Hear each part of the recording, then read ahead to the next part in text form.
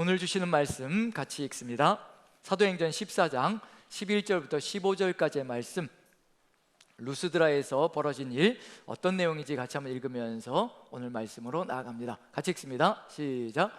무리가 바울이 한 일을 보고 루가오니아 방언으로 소리질러 이르되 신들이 사람의 형상으로 우리 가운데 내려오셨다 하여 바나바는 제우스라 하고 바울은 그 중에 말하는 자이므로 헤르메스라. 시외 제우스 산당의 제상이 소와 화환들을 가지고 대문 앞에 와서 무리와 함께 제사하고자 하니 두 사도 바나바와 바울이 듣고 옷을 찢고 무리 가운데 뛰어들어가서 소리질러 이르되 여러분이여 어찌하여 이러한 일을 하느냐? 우리도 여러분과 같은 성정을 가진 사람이라. 여러분에게 복음을 전하는 것은 이런 헛된 일을 버리고 천지와 바다와 그 가운데 만물을 지으시고 살아계신 하나님께로 돌아오게 함이라. 아멘. 아멘. 복음을 증거하는 목적이 무엇인지를 분명하게 제시하는 내용이 바로 이 속에 들어가 있는 것 같습니다. 은근히 이런 것들을 즐길 수도 있을 것 같은데, 누군가가 나를 인정해주고 지지해주고 또 심지어는 존중해주면서 우러러본다면 그것처럼 또 마음에 기쁨을 주는 것이 있을까라는 생각이 드는데, 어찌되었든 이 상황 속에서요, 우리가 나가야 될 길이 무엇인지 오늘 같이 말씀을 나누는 시간을 갖도록 하겠습니다. 우리의 삶의 여정 속에서 사도행전을 이제 말씀을 같이 나누면서 강해 설교해 나가는데, 사도행전을 제가 보면서 읽으면서 묵상하면서 이게 참으로 부담스럽다라는 생각을 할 때가 참 많습니다. 이 역사가 지금 우리에게도 동일하게 일어나야 되는 역사라고 한다면 이것처럼 부담스러운 일이 어디에 있을까라는 생각을 해보거든요. 그런데 이것이 과거에 있었던 것으로 끝나고 만다면 우리는 지금 이 내용을 같이 이렇게 묵상하면서 말씀을 나눌 필요가 없겠죠. 하나님께서 시대별로 시대마다 각각 이렇게 살아가야 될 방식이 다르게 주셔야 된다면 아마 성경도 끊임없이 바뀌어야 될 겁니다. 변해야 될 거고요. 그 시대에 사도행전의 역사가 일어났다면 우리 시대도 역시 마찬가지로 사도행전의 역사는 같이 동일하게 일어나야 된다는 것을 말씀하고 있다는 점에서, 시대마다 변하는 말씀이 아니라 시대마다 변하는 그리스도인의 삶이 아니라 동일하다는 것을 본다면 우리 시대에도 동일하게 이 사도행전의 역사가 펼쳐져야 된다는 것. 그래서 비전의 사람이 걸어가고 있는 중입니다. 하나님의 꿈을 가슴에 가득히 품고 비전의 사람이 되어서 걸어가는 바울 사도와 또 제자들의 삶이 있습니다. 비전의 사람이 지나가는 길마다 벌어지는 일은요, 비전의 사람들이 서게 되어 있습니다. 제자가 된 사람들이 걸어가는 길마다 다른 제자들이 서게 되어 있거든요. 지금 우리는 제자의 길을 걸어가고 있고 또 제자도로 나아가고 있는 분들도 있을 겁니다. 지금 제자가 되기 위해서 지금 배워가고 있는 분들도 있으실 거고요, 이미 제자가 되어서 제자의 길을 걸어가는 사람들이 있을 겁니다. 하지만 제자들이 걸어가는 길목 속에서는 늘 다른 제자들이 서게 되어 있다는 것. 그럼 지금 우리가 제자의 길을 바르게 걸어가고 있는가 아닌가는 우리가 걸어가는 삶의 여정 속에서 다른 제자들이 서나가고 있는가, 비전의 사람들이 서나가고 있는가를 살펴본다면 우리의 삶도 한번 돌아볼 수 있지 않을까라는 생각을 해봅니다. 그렇지만 이 비전의 사람은 어떤 사람인가? 시작과 끝이 늘 일치되는 사람이어야 될 것이라고 생각되어집니다. 오늘 임마누엘 찬양대를 통해서도 우리에게 들려주신 말씀이 있죠. 은혜로다, 모든 것이 은혜로다. 정말 하나님의 은혜가 아니면 고백할 것이 없다라고 이야기하는 것, 우리의 삶의 여정도 마찬가지거든요.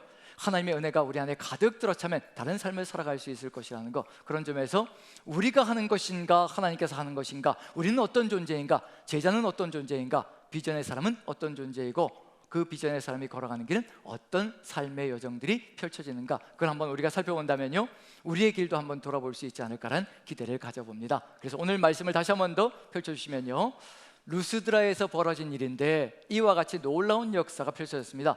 날 때부터 걷지 못했던 사람이 바울과 바나바의 그 기도와 역사로 말미암아, 복음 증거의 역사로 말미암아 일어나라고 하자 그 자리에서 벌떡 일어나는 역사가 펼쳐집니다. 놀라운 기적이 펼쳐진 거죠. 이런 놀라운 기적이 펼쳐지면 어떤 일이 벌어질 것인가? 하나님의 뜻이 이루어지는 역사가 펼쳐져야 하는데, 지금 이 역사를 통해서 하나님께서 기대하시는 것은 무엇인가? 이런 사람들이 변하기를 소망하시고 계시는 중입니다. 11절과 13절, 14절 보시면요, 공통적으로 나오는 단어가 있습니다.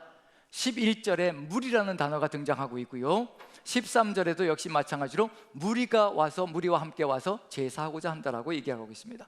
14절에도 뭐가 들어가냐면 무리 가운데 뛰어들어가서 소리를 질렀다고 되어 있습니다. 무리가 등장합니다. 하나님께서는 사람들이 무리로 남는 것을 원치 않으시고요, 이 무리가 비전의 사람이 되고 제자가 되어서 하나님의 뜻을 이루어가기를 간절히 소망하십니다. 그래서 누구를 보내신? 바울과 바나바를 보내신 거거든요. 이 바울과 바나바를 통해서 이 무리가 제자가 되기를 간절히 소망하시는데, 제자로 선하기를 소망하시는데, 어떤 사명을 통하여서 이 일이 이루어질 것인가? 15절을 다시 한번 읽어볼까요? 15절을 사람들이 이와 같이 숭배하려고 하자, 바울과 바나바를 숭배하려고 하자, 이렇게 이야기합니다. 15절 같이 한번 읽어보죠. 시작. 이르되 여러분이여 어찌하여 이러한 일을 하느냐? 우리도 여러분과 같은 성정을 가진 사람이라. 여러분에게 복음을 전하는 것은 이런 헛된 일을 버리고 천지와 바다와 그 가운데 만물을 지으시고 살아계신 하나님께로 돌아오게 함이라. 이렇게 헛된 일, 이 헛된 일이죠. 인생을 숭배하는 것, 이 세상에 존재하는 것들, 눈에 보이는 것들을 섬기며 나아가는 것, 이것은 한순간에 끝날 수밖에 없습니다. 이 세상이 끝나는 그 순간에 모든 것이 다 사라지게 되어 있습니다.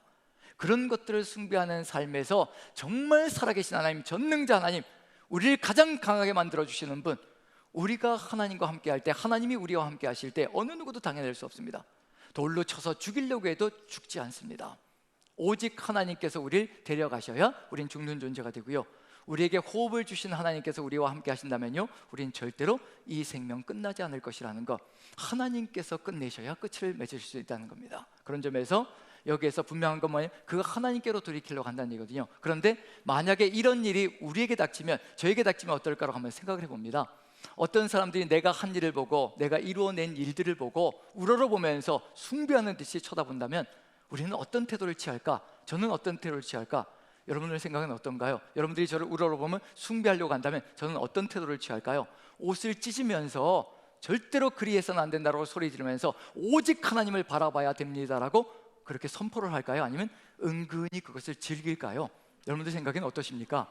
은근히 즐길까요? 아우 제가 그렇지요, 그러면서 은근히 이제 누가 한 것처럼요, 제가 한 것처럼 이렇게 포장을 할까요? 아니면 아니다라고 이런지에 끊어낼까요? 어떻게 생각되십니까? 잘 대답해 주셔야 됩니다. 예. 예?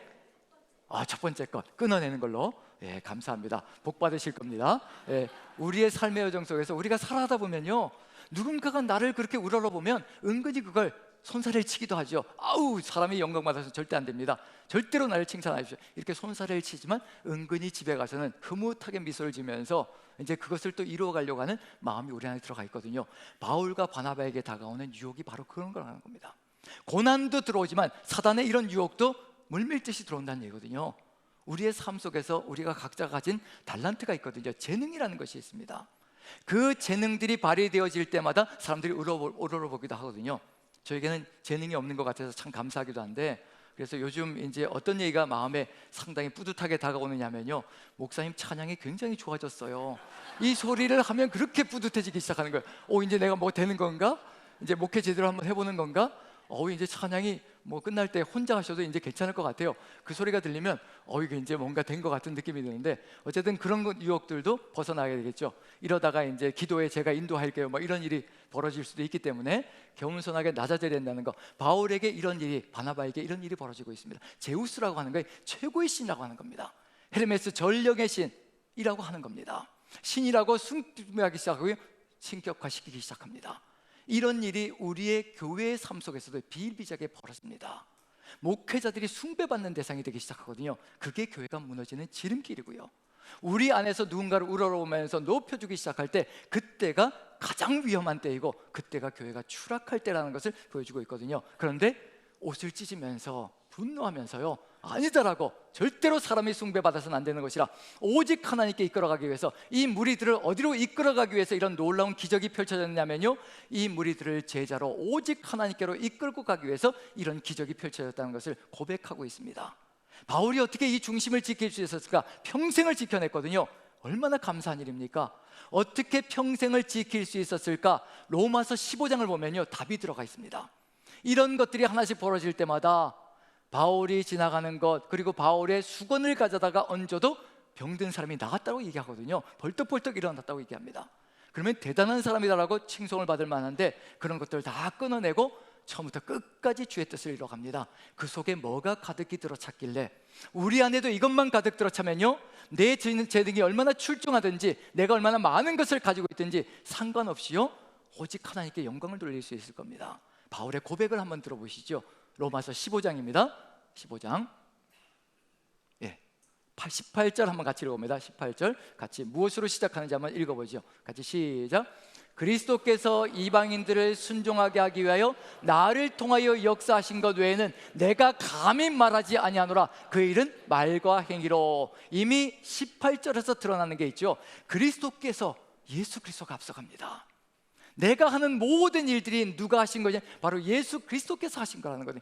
그리스도께서 이방인들을 순종하게 하시려고, 내가 존중받게 하고 내가 인정받게 하고 내가 우러름을 받게 만들어 주시려고 하나님께서 이 역사를 이루어 주신 것이 아니라, 그리스도께서 이방인들을 순종하게 하시려고 그 무리를 순종하게 만들어 제자로 만들고 하나님의 뜻을 이루어가는 비전의 사람들로 세워가게 하시려고 하나님께서 역사하신다는 겁니다. 그리고 자신은 뭐라고 얘기하냐면 나를 통하여라고 얘기를 하고 있습니다. 하나님이 나를 통하여 역사하시고 계시다는 거거든요. 자기의 능력이 나타나는 것이 아니라, 자기의 재능이 나타나는 것이 아니라, 그리스도께서 다른 사람들을 세우시려고 나를 통하여 나를 도구로 삼으셨다는 겁니다. 이게 얼마나 감격스러운지요. 제가 하나님께 고백하는 것이 있습니다. 제발 이렇게 해주십시오. 사단 나라에서 사단에게 영원토록 부귀영화 누리면서 살아가는 것 절대 원치 않습니다. 사단이 영원한 것을 약속해도요, 그게 얼마나 고통스러운 것인지 제가 알기 때문에 절대로 사단의 유혹에 넘어가지 않으려고 몸부림을 칩니다. 그리고 이렇게 고백합니다. 하나님, 딱 한 번만 저를 도구로 삼으시고 그 다음엔 버리셔도 좋습니다. 그래도 저는 하나님의 도구가 되겠습니다. 하나님이 어떤 분인지 깨닫고 나니까요, 단 한 번 그분의 도구가 되고 그 다음에 버림을 받을지라도 우리 하나님이 얼마나 섬세하시고 얼마나 존중하시며 얼마나 사랑하시는 분인지 그걸 깨달았기 때문에 단 한 번 사용하시고 버리셔도 주님의 도구가 되겠습니다. 그 고백이 저절로 쏟아져 나오거든요. 지금 바울이 그 고백을 하고 있는 중입니다. 하나님께서 자신을 도구로 삼으셨다는 겁니다. 이것처럼 영광스러운 일이 어디 있는가? 하나님의 영광이 통과하는 존재가 된다는 것, 이것처럼 거룩한 일이 어디 있을까요? 하나님께서 그 전능하신 분이 나를 통하여 역사하신다는 얘기거든요. 그것이 뭐냐면 일과, 그 일은 말과 행위로. 그 다음에 19절 한번 같이 읽어보죠. 같이 시작. 표적과 기사의 능력으로, 성령의 능력으로 이루어졌으며 그리하여 내가 예루살렘부터 두루 행하여 일루리곤까지 그리스도의 복음을 편만하게 전하였노라. 예루살렘부터 일루리곤까지, 마게도냐 지역까지. 이제 로마에서에서 이 얘기는 뭐냐면요, 예루살렘부터 마게도냐 지역까지 복음이 편만하게, 이 편만하다라는 단어는 플레로라는 단어로 가득 차다라는 뜻입니다. 내가 예루살렘부터 시작해서 바로 마게도냐 지역까지 복음으로 가득 차게 만들었다는 겁니다. 이제 이곳에선 일할 곳이 없고, 그래서 로마 교회에 편지를 보낸 겁니다. 이제 로마 교회를 통해서 서바나 지역까지, 스페인 지역까지 이제 나아가서 이 복음이 편만하게 기를 간절히 소망한다.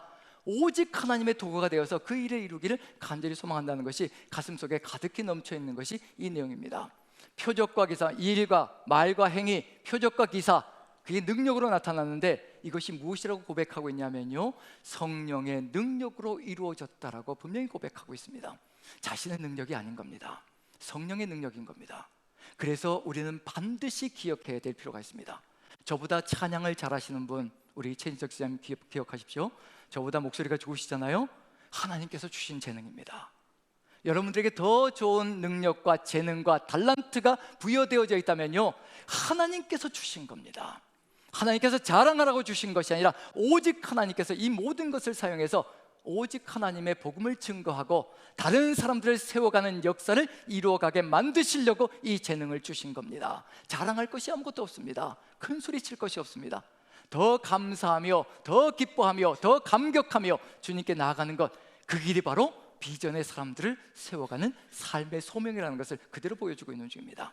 바로 이 삶의 소명, 바로 이것이 가슴속에 가득 들어차 있으니, 하나님의 은혜라는 것이 가득히 들어차 있으니, 나를 사용하시는 그 은혜가 가득히 들어차 있으니 겸손할 수밖에 없고요, 낮아질 수밖에 없고, 큰 소리 치지 않고 끝까지 하나님의 뜻을 받들어 오직 복음을 증거하는 역사로 나아가는 소명을 이루어갈 것이라는 것을 보여주고 있는 중입니다. 그렇지만 무리들은 어떤 존재가 될까요? 이러한 숭배하는 것으로 나아가는 사람들도 있지만 이 무리는 급격하게 돌변할 수가 있습니다. 무리들은 자기 마음에 들지 않으면요 급격하게 돌변하거든요. 이렇게 숭배하려고 하다가도 자기들이 원하는 이루어지지 않으면 한순간에 돌아서는 것이 무리들의 특징입니다. 예수님께서 겪으셨던 일이죠. 기적을 일으켜 주시자 무리들이 쫓아다니면서 우리의 왕이 되어달라고 큰소리치면서 그렇게 아버지 부탁합니다. 하나님께 부탁하죠. 예수님께 부탁하죠. 우리의 왕이 되어서 우리의 먹거리를 해결해주고 오병이어의 기적이 일어나니까 이 오병이어의 기적 이것만 따라가면 우리는 먹을 것 걱정하지 않고 따라가겠다. 그래서 예수님을 왕으로 삼으려고 하죠. 그렇게 쫓아다녔던 사람들입니다. 자신들이 원하는 것을 이루어주면 왕을 삼겠다고 하면서 그렇게 붙들고 늘어지면서 숭배하다가 자신들이 원하는 것을 이루어주지 않으면 어떤 일이 벌어질까요? 그때부터는 이제 돌변하기 시작합니다. 십자가에 못 박으라고 돌변하기 시작하는 거죠. 죽이라고 돌변하기 시작하는 겁니다. 바울의 이야기도 다를 바가 없을 겁니다. 아니다, 우리는 숭배 대상이 아니다. 왜 숭배하려고 할까요? 자기들이 원하는 것을 이루어달라는 겁니다. 계속 우리의 신이 되어서 우리의 원하는 것, 우리가 필요로 하는 것들을 이루어달라는 얘기거든요. 질병이 들었을 때 고쳐주고, 그리고 원하는 것들이 있을 때 만들어주고, 그것을 이루어달라는 얘기거든요. 근데 바울이 그것을 거부하는 거죠. 오직 하나님께로 이끌어가는 역사로 그 길을 이루어가려고 마음을 굳게 잡고 따라가고 있는 중입니다. 그럴 때 어떤 일이 벌어질까? 쉽게 충동에 빠져서 무리는요 돌변하기 시작합니다. 한번 보시죠. 어떻게 돌변하는지. 한순간에 돌변합니다. 자, 14장 19절 같이 한번 읽어보죠. 시작. 유대인들이 안디옥과 이고니온에서 와서 무리를 충동하니 그들이 돌로 바울을 쳐서 죽은 줄로 알고 시외로 끌어내치니라. 자기들의 마음에 들지 않게 행동하고 원하는 것을 이루어주지 않으면요 쉽게 충동에 빠져서, 쉽게 유혹에 빠져서 무너져 내리고요, 그 다음엔 돌로 쳐서 죽이는 역사가 펼쳐집니다. 죽일 듯이 덤벼드는 거죠. 한순간에 숭배받았던 대상이 제우스다라고 얘기하고 헤르메스다라고 얘기하며 숭배하려고 했던 사람들이요 돌을 들고 집어 던지는 겁니다. 그리고 죽게 만드는 역사가 펼쳐지는 거죠. 우리의 삶 속에서 역시 마찬가지입니다. 우리의 삶의 여정 속에서 우리는 어떤 삶을 살아가고 있는 중인지, 정말 우리가 숭배받으려고 나아가고 있는 중인지, 어느 순간에 돌변하는 그런 군중이 되어 있는 것인지 한번 우리 자신들을 돌아본다면요, 우리가 정말 예수 그리스도의 사람으로, 비전의 사람으로 제자들을 세워가는 존재들인지 한번 돌아본다면 우리의 삶은 어디에 위치하고 있는지 볼 수 있지 않을까 하는 생각이 듭니다. 무리가 아니라 제자의 길을 걸어가야 될 것이며, 이 제자의 삶을 통하여서 이 무리들까지도 바르게 연결시켜서 이끌어가는 역사로 우리가 서 있다는 것을 우리가 안다면요, 이 무리들을 향하여 어떤 마음을 품어야 될 것인가. 바울이 돌에 맞아서 거반 죽게 되었습니다. 거의 죽었다라고 생각하고 갖다 버린 거거든요. 그렇다면은 이 상황들 속에서 바울의 마음 속에 드는 것이 어떨 것인가? 우리의 마음 속에 이와 같은 경험을 하게 되면 어떤 마음이 들 것인가? 불평과 원망이 들까요? 타우루스 산맥을 넘었습니다. 그 험준한 산맥을 정말 기나긴 시간 동안에, 기나긴 날들을 통과하면서 그 험준한 산맥을 넘어서 여기까지 왔습니다. 이런 말을 할 수가 있거든요. 내가 이 꼴을 당하자고 여기까지 이렇게 고생하면서 여기까지 왔는가? 라는 얘기를 할 수가 있거든요. 그런데 바울의 입에서 그런 말이 나왔을까? 절대 나오지 않았을 겁니다. 왜 그런지 이유를 알기 때문입니다. 왜 이 사람들이 자신에게 돌을 던지는지 분명히 알고 있거든요. 그 이유는 딱 한 가지입니다. 보는 사람과 보지 못하는 사람의 차이일 거거든요. 바울도 돌을 던졌던 적이 있습니다. 돌 던지는 사람들 속에서, 군중 속에서 증인이 되었던 적이 있습니다. 군중들이 스데반 집사님에게 돌을 던질 때 그때 바울이 증인을 섰던 삶을 살아갔습니다. 이유가 딱 하나죠. 죽여도 된다라고 그렇게 선포했던 이유가 딱 하나지요. 뭘까요? 스데반 집사님은 봅니다. 하늘을 바라보며, 하늘을 우러러보며 하나님의 영광과 및 예수 그리스도께서 하나님 우편에 서신 것을 내가 보노라. 돌에 맞아도 괜찮습니다. 돌에 맞아도 죽어도 괜찮습니다. 누가 보이기 때문에요? 하나님께서 보이고 예수 그리스도의 살아계심과 부활하신 예수님이 보이는데 죽음이 무슨 상관이겠습니까? 소명의 길을 걸어가고 있는데, 그런데 바울은 보지 못합니다. 주님이 누구이신지 알지 못하고 예수 그리스도가 누구인지도 알지 못합니다. 그럴 때 돌을 던지는 역사가 펼쳐지죠. 자기 속으로도 생각했을 겁니다. 자신이 했던 그 일을 그대로 경험하면서 저들이 보지 못하는 저들이 이렇게 돌을 던질 수밖에 없다는 거. 그래서 누구의 기도를 배워갈까요? 우리가 배워야 될 기도죠. 예수님의 기도와 스데반의 기도를 그대로 배워야 할 겁니다. 주여 저들의 죄를 용서하여 주시옵소서. 저들이 무슨 짓을 하는지 알지 못하기 때문입니다. 내 영혼을 받아주시옵소서. 분명히 바울 사도는 똑같은 기도를 했을 겁니다. 예수님의 삶을 그대로 닮아가고 있는 중이기 때문에 똑같은 기도로 나아가며 저들을 위하여, 저 한 사람 한 사람을 위하여, 저 무리가 예수 그리스도의 제자가 되기를 간절히 소망하며 기도하는 그런 사명을 닮아갔을 것이라고 확신되어집니다. 그런 역사 속에서 이제 바울이 깨어나자마자 하는 일이 있죠. 이렇게 돌에 맞아 죽은 상태, 거의 죽은 상태에서 깨어나자마자 하는 게 있습니다. 무엇을 해야 될까요? 이 무리들이 이제 비전의 사람들로 서나갈 수 있는 길로 나아가는 것, 그것을 위해서 보냄받았거든요. 그래서 바울이 하는 것이 있습니다. 일어나자마자, 자 14장을 보시면요, 20절 같이 한번 읽어보죠. 20절 같이 시작. 제자들이 둘러섰을 때 바울이 일어나 그 성에 들어갔다가 이튿날 바나바와 함께 더베로 가서, 제자들이 둘러서 있습니다. 제자들이 둘러서 있는 상황 가운데서 바울이 정말 죽지 않고 살아납니다. 이 속에서 뭐가 등장하고 있을까요? 돌을 던져서 죽은 줄 알고 갖다 버렸습니다. 그런데 일어납니다. 소명이 있는 사람은 절대 죽지 않습니다. 하나님께서 지키시고 하나님께서 함께 하시고요, 일으켜 세우십니다. 하지만 피투성이가 되었다는 것만큼은 분명할 겁니다. 피투성이가 되온 몸으로 이제 일어납니다. 제자들이 둘러서 있습니다. 그런데 그 성으로 들어갔다라고 되어 있습니다.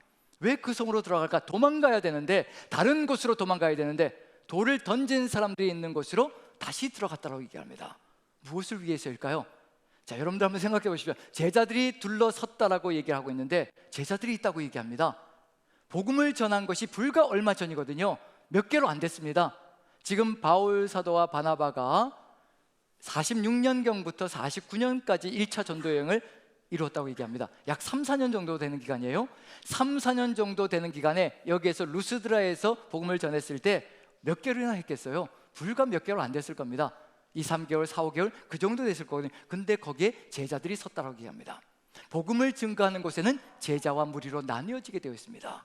제자들이 섰다는 얘기는 뭐냐면 그 제자들이 그 무리를 또다시 빛으로 이끌어가야 되는 사명이 있다는 것을 의미하는 거거든요. 그런데 이 제자들이 서 있어야 무리들에게 빛을 비춰줄 수가 있습니다. 바울은 거기에 머물러 있을 수가 없거든요. 계속해서 복음을 증거하며 다녀야 합니다. 열방으로 나아가며 복음을 증거해야 합니다. 그래서 가는 곳곳마다 제자들이 서게 만드는 겁니다. 그 제자들이 그곳에서 빛이 되어서요, 하나님의 뜻을 이루어가야 합니다. 우리도 역시 마찬가지죠.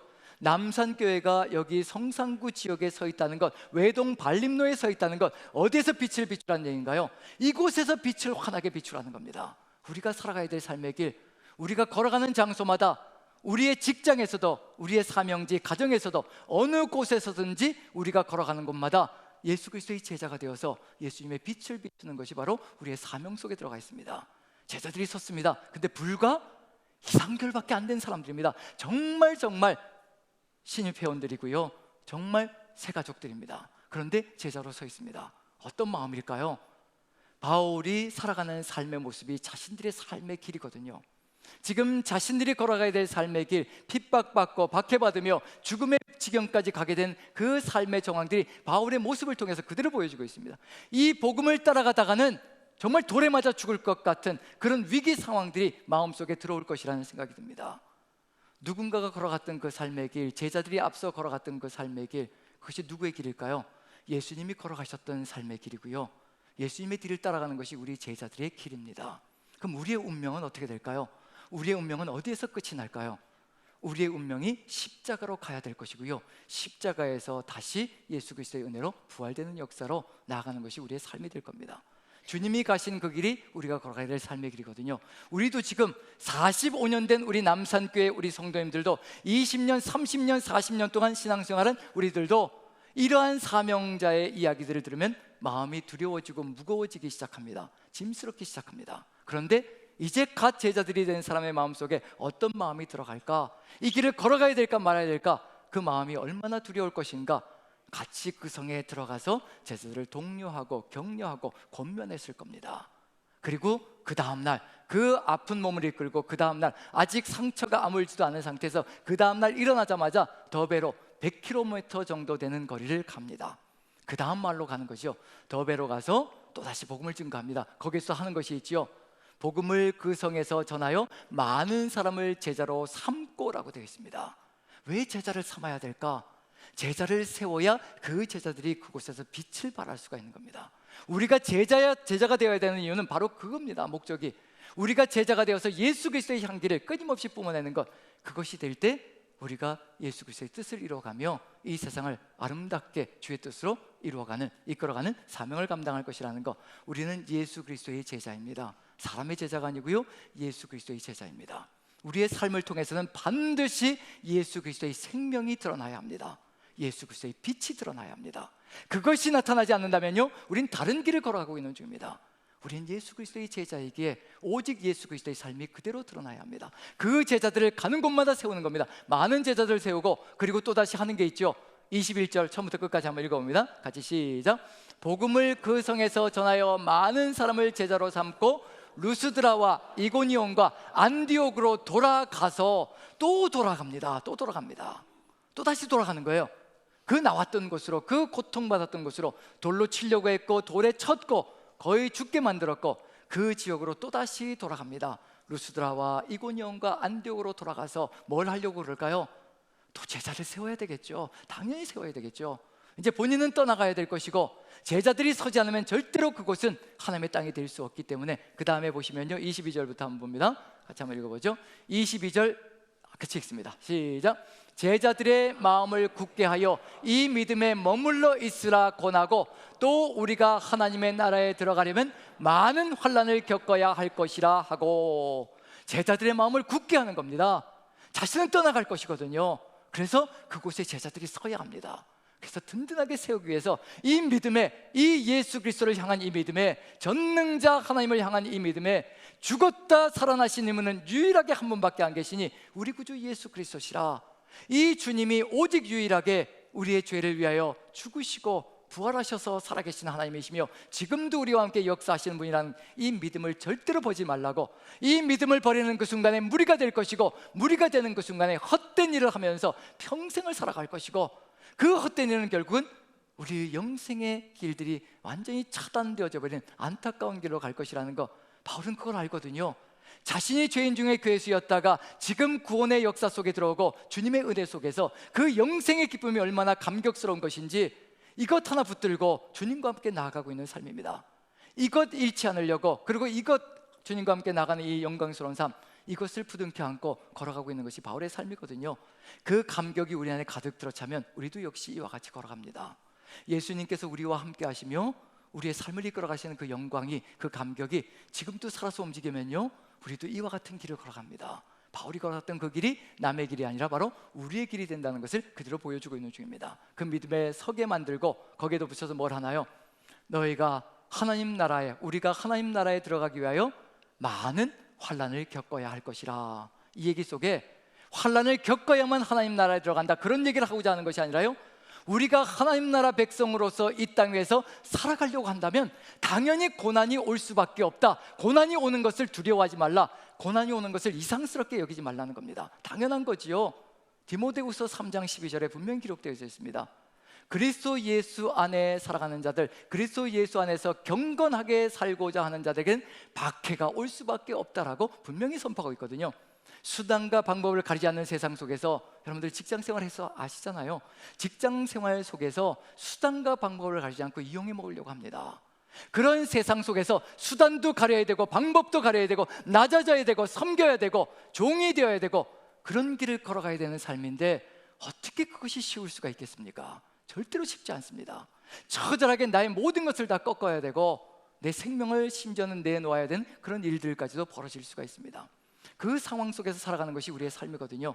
하나님 나라를 그 직장 속에서도 이루어야 되기 때문에, 가정 속에서도 이루어야 되기 때문에, 갖은 박해가 올지라도, 갖은 조롱이 다가올지라도 그 속에서도 하나님 나라, 오직 예수 그리스도의 그 삶을 살아가야 되는 것이 우리의 삶의 사명입니다.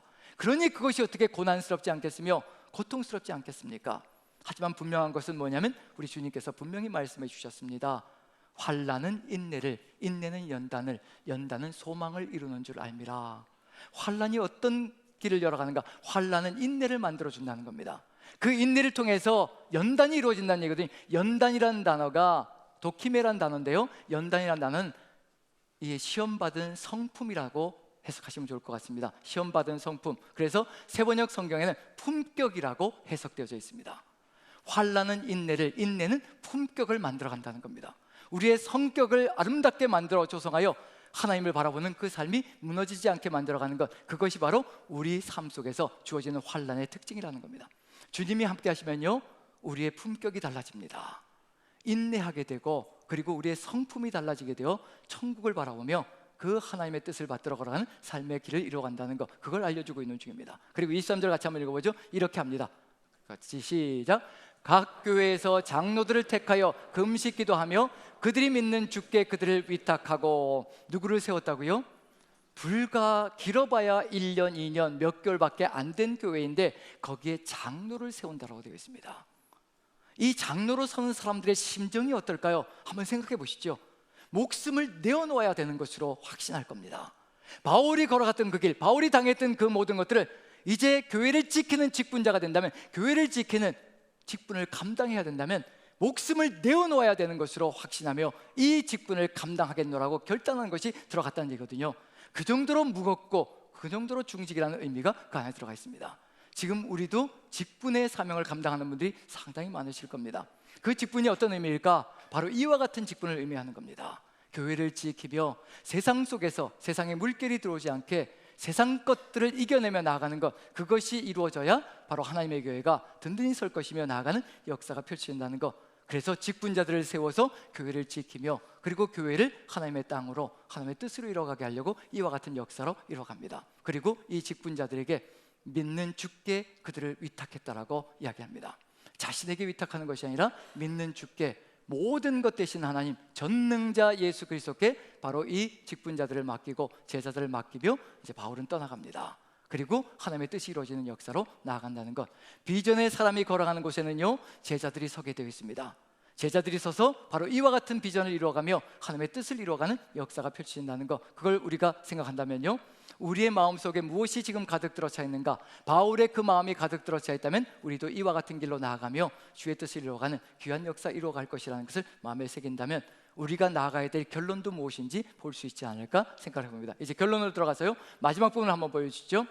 이제 돌아와서 선교 보고를 하는 내용입니다. 선교 보고에 이제 마지막으로 들어가 있는 내용이 무엇일까 본다면, 우리도 역시 마찬가지로 이와 같은 것이 가슴에 가득 들어차 있다면 우리를 통하여서도 비전의 사람을 세워가실 것이라 확신할 수 있을 것이라 생각됩니다. 자, 24절 같이 한번 읽어보죠. 같이 시작. 비시디아 가운데로 지나서 밤빌리아에 이르러. 여기서 비시디아 가운데, 비시디아 안디옥을 얘기하는 거죠. 비시디아 안디옥. 그리고 밤빌리아는 버가가 있는 곳, 항구 도시죠. 이미 바울이 갈 때 어디를 통과했냐면 버가에서부터 타우루스 산맥을 통과해서요, 그리고 비시디아 안디옥으로 나갔습니다. 그럼 여기에 뭐가 들어가 있나요? 버가에서 비시디아 안디옥으로 갈 때 더 나아가라는 단어 하나로 축약되어져 있습니다. 여기서 역시 마찬가지죠. 비시디아 안디옥에서 버가 밤빌리아로 오는데 뭐를 통과하는가? 가운데로 지나서라고 되어 있습니다. 다시 또 타우루스 산맥을 지나서 건너오고 있는 중입니다. 근데 바울의 고백 속에, 보고 속에 뭐가 들어가 있지 않냐면요, 이런 내용이 전혀 들어가 있지 않습니다. 내가 어떤 고생을 하면서 내가 어떻게 복음을 증거하기 위해 그 타우루스 산맥을 넘었고 또 돌아서 넘어왔고, 이런 이야기는 전혀 등장하지 않습니다. 자신이 어떤 일을 했는지, 어떻게 고생했는지, 어떤 일이 벌어졌는지 거기에 대해서는 전혀 침묵하고 있습니다. 그저 한마디로 가운데로 지나서라는 단어로 평가하고 있을 뿐입니다. 우리의 모습은 다 가려지는 겁니다. 그 다음에 26절부터 같이 한번 읽어보죠. 같이 시작. 거기서 배 타고 안디옥에 이르니 이곳은 두 사도가 이룬 그 일을 위하여 전에 하나님의 은혜에 부탁하던 곳이라.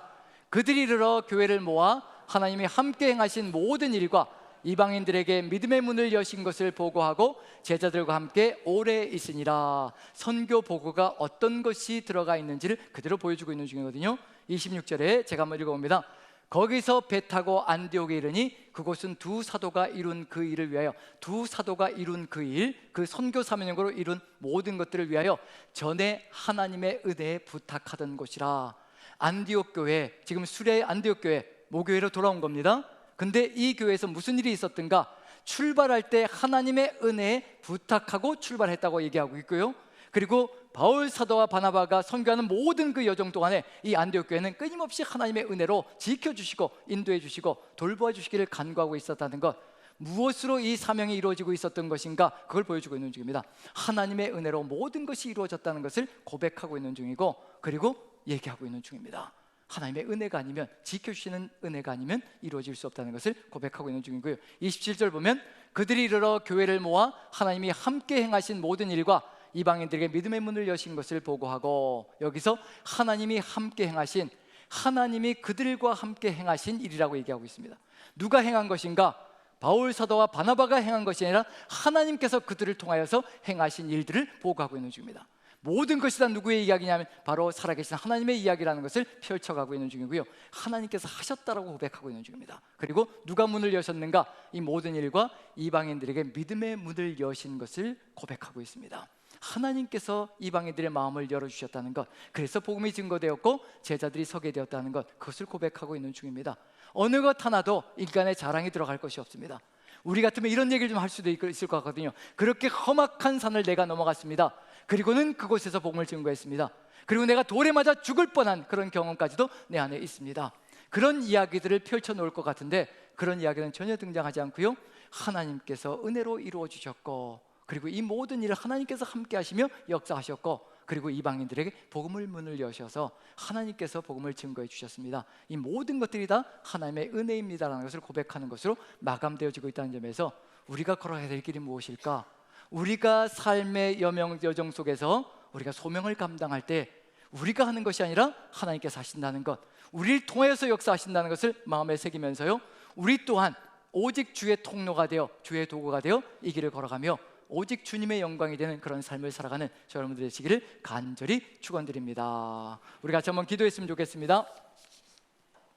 우리 같이 기도하기를 소망하는 것은 오직 주님께서 우리와 함께 하시면 우리가 소명자의 길을 걸어가며 비전의 사람으로 제자의 길을 걸어갈 수 있고, 또 우리를 통하여서 다른 제자들을 세워갈 수 있는 길까지도 열려질 줄로 믿습니다.